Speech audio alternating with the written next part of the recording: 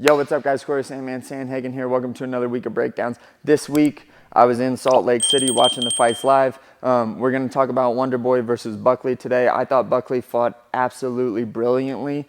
The way that he stuck with his game plan, even through some discouraging moments, the way that he would blitz and rush and shoot takedowns, and how that ultimately set up that finishing right hand against one of the best strikers that the UFC has ever seen, and definitely one of the most difficult ones that the UFC's ever seen, and how Buckley handled that. Just, my mind's still a little bit blown from that. Good on Buckley for doing that. Can't give him enough credit for how he fought that fight. And like I said, even through a bunch of discouragement in a few moments, good on him. Let's get into the breakdown.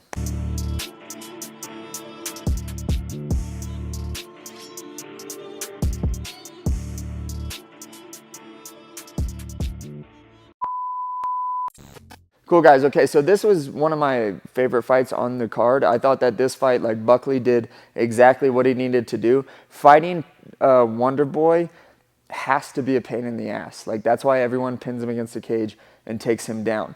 Striking with that guy is just not a good idea. He's so good at being this Taekwondo guy. When you step in, he'll like cross hook, or they're not even really hooks or crosses really, as much as they're like just really tight slicing shots, where when people enter into that space, he hits them. People enter into that space, he kicks them. Like, one of the best in the world, definitely like way beyond how I can fully understand that style of striking.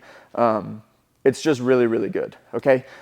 Buckley, though, on the other hand, did a super good job of sticking with the game plan and just letting it ride out, because there was a lot of moments in that fight that weren't going that great for Buckley, where Buckley would swing big, Wonderboy would exit real big, and like aesthetically they look like sloppy or whatever, but that's okay. Like, that's how you have to make fights against Wonderboy, just because that's the nature of his style. So Buckley did a great job of honestly not getting discouraged, because it would have been a really discouraging feeling to have someone exit like that or hit you when you're getting in, especially in that first round. And just being able to be like, okay, like, that's okay. Like, we knew that this was going to happen. Let me Mike Tyson my way back into this thing, bulldoze him down, shoot my shot against the cage, and then take him down, which he did a super awesome job of, okay? Let's also credit Buckley to a lot of the ways that he was able to, once he got hit with a couple of these right hands moving backwards from Thompson, where Buckley would move in like this, and it's really hard to move in with your hands up by your face perfectly. Buckley had a couple moments where he would move in and this hand would come down, and Thompson did a great job of stepping back, throwing that right hand at that same time, and landing some pretty good shots.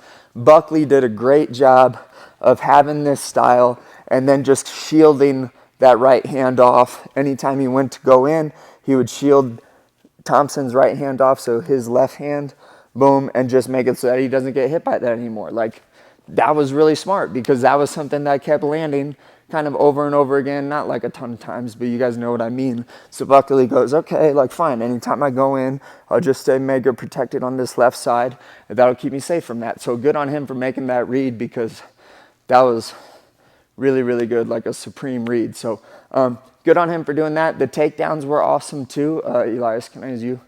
I won't take you down because I know you're hurt. But a couple of these shots, man, like, Wonderboy, I keep trying to say Thompson or Steven or whatever, but Wonderboy's fine. When he would shoot in, Buckley would shoot in, Wonderboy defended them really good.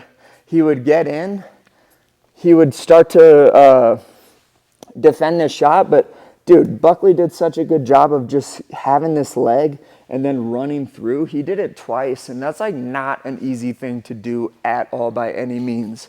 When I shoot in and I don't get to like have my power like way under me, it's really hard to finish these like knee tap type doubles, okay? Buckley shot in, boom, and was even like really long, adjusted himself, stayed on this knee, and then just drove Wonderboy over. They were really, really good shots. Wonderboy got back up afterwards, but such good shots. I didn't even realize that Buckley was that good of a wrestler. So, man, amazing fight on his end for that. But it was more, oh yeah, the knockout. We got to get to the knockout. I really like this type of punch, especially against the cage. Gaethje knocked out Barbosa with it too. Like you see this type of punching only when they're against the cage, okay? How it works is, let's just pretend that like the cage is right behind Elias here.